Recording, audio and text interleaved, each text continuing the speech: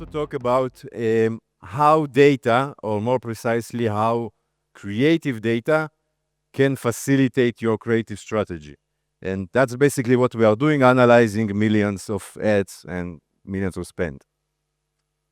So I'm Max. I'm leading the creative optimization platform in AppsFlyer. This is basically a baby project for me for the last 4 years.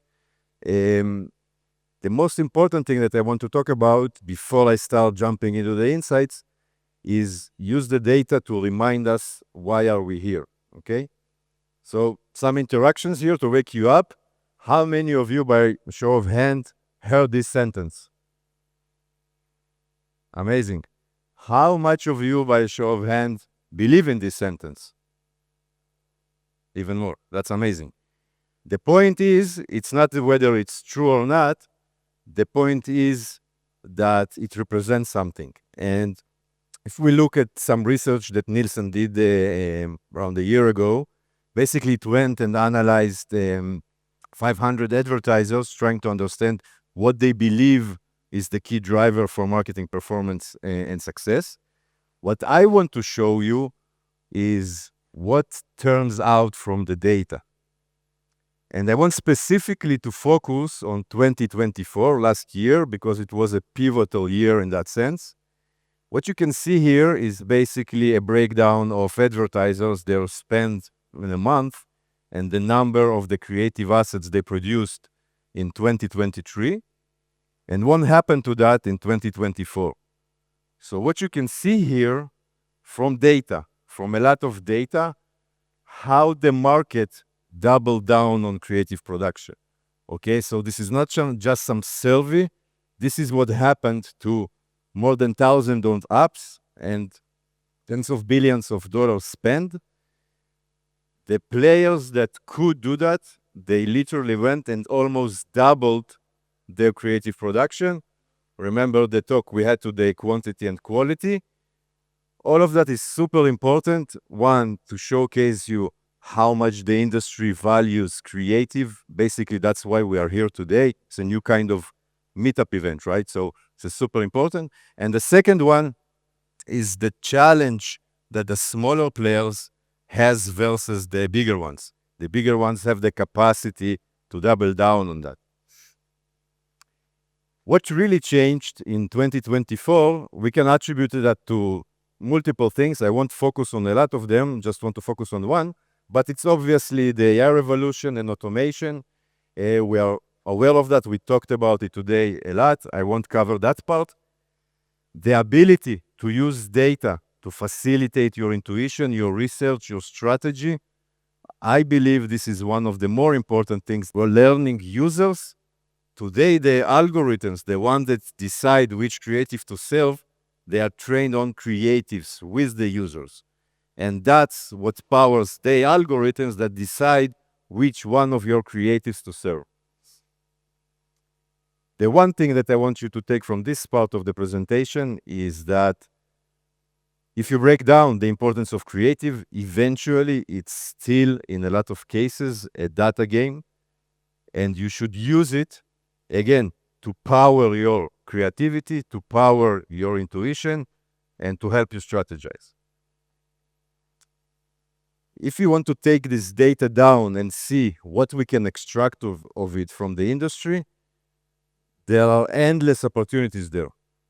We actually went and analyzed more than 1 million different creatives run on 1,300 apps, basically, and use AI to analyze different types of things that just were shown in the last session to see if the data shows the correlation with the performance and the hook type, with the motivation, whether to use UGC or different gaming outcomes. And we also broke it down by the share of spend, some upper funnel metrics like IPM, and some very early down funnel metrics like retention day 7 to see what we can learn.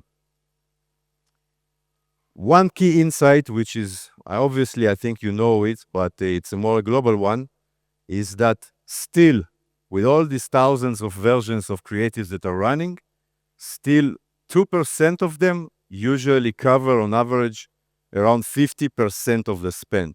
Eventually, it's a winner-takes-all game, and you have your winning hero creatives that taking most of your spend.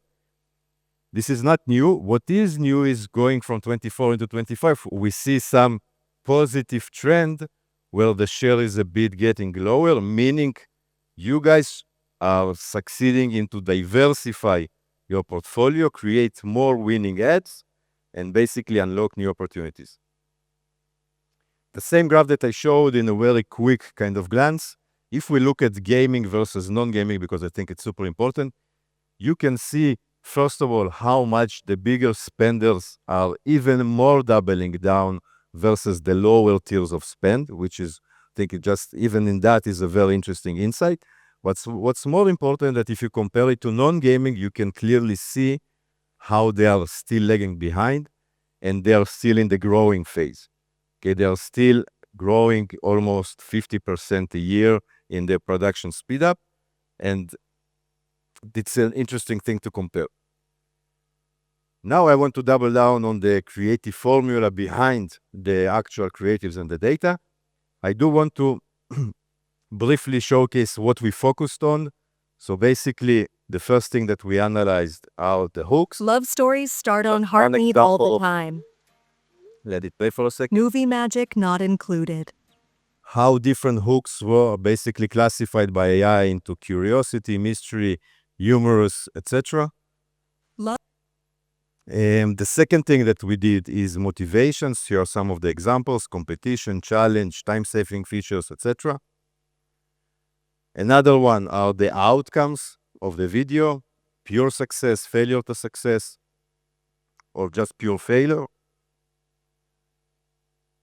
Okay, it's not working. And UGC, whether that's your testimonial or it's a gameplay. A little more rolling and go. Oh no, I rushed it, but it's okay. I've made it much further than him, so just a little more. Amazing. So the following insights will be broken down basically into different verticals of gaming. So we'll start with hypercasual, and the clear insight from that is UGC strategy. Testimonials are winning it. Basically, they are most of the spend. They bring great users with great date 7 retention, with very high IPMs. This is the winning UGC strategy. Some other insights about hypercasual. So humorous kids hooks can create a very high IPM, still not well enough adopted. It doesn't have a big share of spend. Motivation-wise, challenge motivation brings 2x higher day 7 retention, for example, versus excitement. Story, we talked about story in the last session.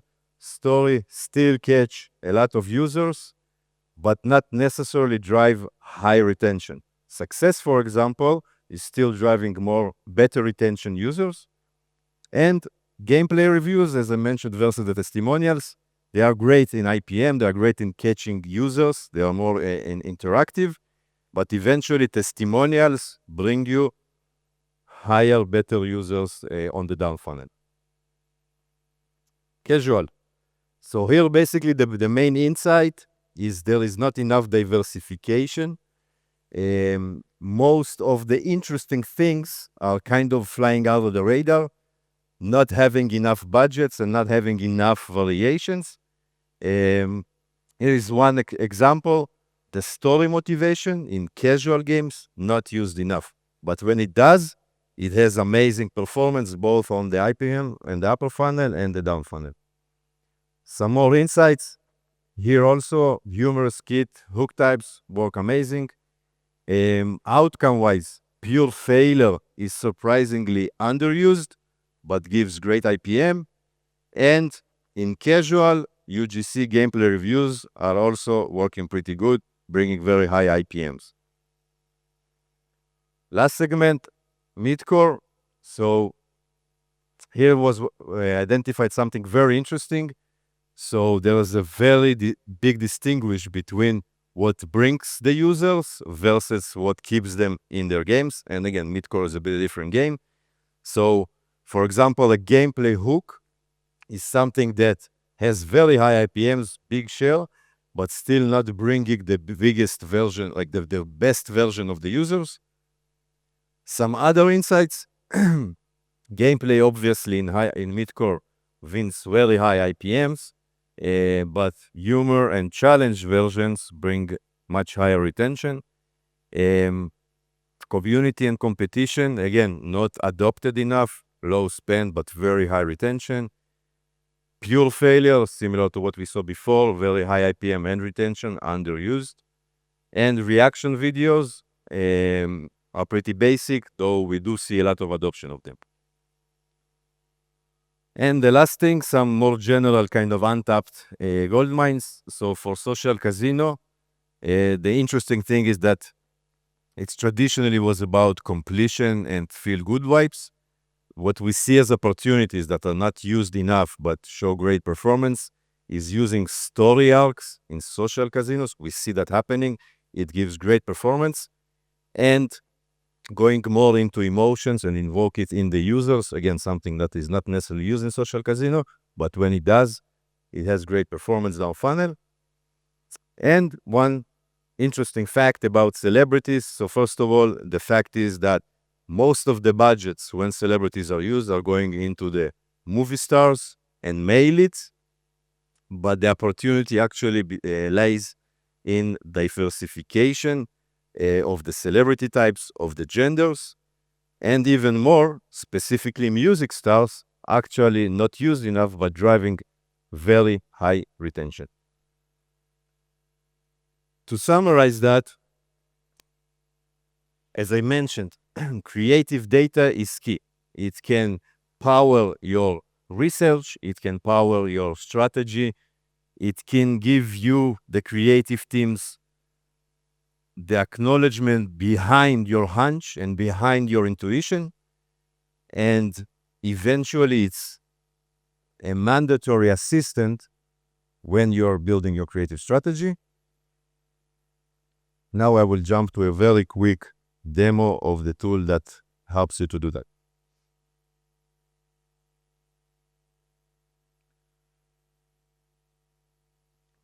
So basically our tool is helping you automate all of this process from distribution to measurement to analysis, optimization, and this infinite loop of powering creatives.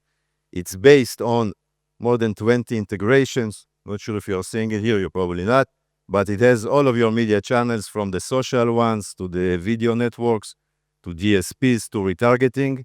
So the point is you don't need to do anything basically manually. You don't need to rely on naming conventions. Not sure if you're seeing that.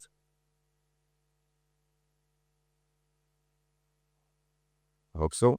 So eventually what it does, it collects everything automatically. It identifies creatives regardless of their naming conventions or any manual work into one single source of truth of creative and its performance, whether it's on the network side or on your MMP side. And eventually you can easily see where each creative is running, on which networks, on which campaigns in a fully automatic way, and start getting insights out of it without working for it. The second part of the tool basically helps you with AI to actually turn these creatives into data and help you answer the why this one is working and why the other one is not. It can do it via, for example, extracting different visual elements and tracking them across the different various videos tied to performance, showcasing which elements are working the best. It can help you analyze different scenes, just splits the videos into hook types, into gameplays, into UGC. Everything is done automatically, cohorted and shown performance by the scene across the videos. And it basically can use as your data driver assistant, where you basically can look just for creatives with a prompt only for a Formula One creative, or maybe all the creatives with a city background, or basically any motion, any hook, like a hook type. Is it like eye-catching visuals, or is it the hook is the gameplay? And turn this into data, get insights, and do the AI work for you.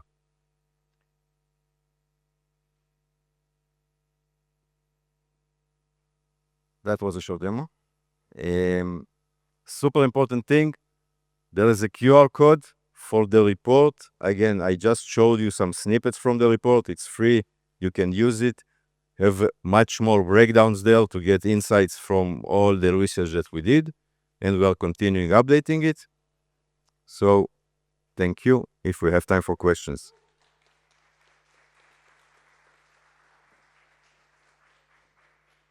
Thanks very much. Looks like we just have one question from the crowd. In the graph you showed, what is considered a creative asset? Okay, so creative asset, as we counted in this specific graph, it's any variation of the creative. So if you change the messaging, you change the CTA, one is landscape, one is portrait, it's called a creative variation. If it's the same creative running on 10 different networks, it's just one creative. And what are some other underutilized creative directions in your opinion? So first of all, it really depends, again, on the vertical, on the segment, on even on the subgenre. I think everything that is driven by story, emotion, engagement with the users, and I think that's exactly what was shown in the last session, eventually drives much better users. Everything that works with teasing or doing some hooks, maybe talking to the primal, I love the reference, to eye-catch the user, again, that would usually scale good, but not necessarily will bring the right users. So all the magic here, and that's the kind of the holy grail, is to mix the two, right? So do the right things that will scale up the creatives with the networks, with their algorithms, but also will drive the right users. Someone asks, how much more creative assets do you expect in 2026 if it was doubled last year? So actually, I was basically believing that 2025 would really contribute much more to the production process. We have Google Veo today. We have some other vendors. I honestly think that they are not at their peak. There is a lot more to improve. I do believe that will happen sometime in 2026. And this would be like another catalyst to even more double down on the quantity without losing quality. Thanks so much, Max. Appreciate your time.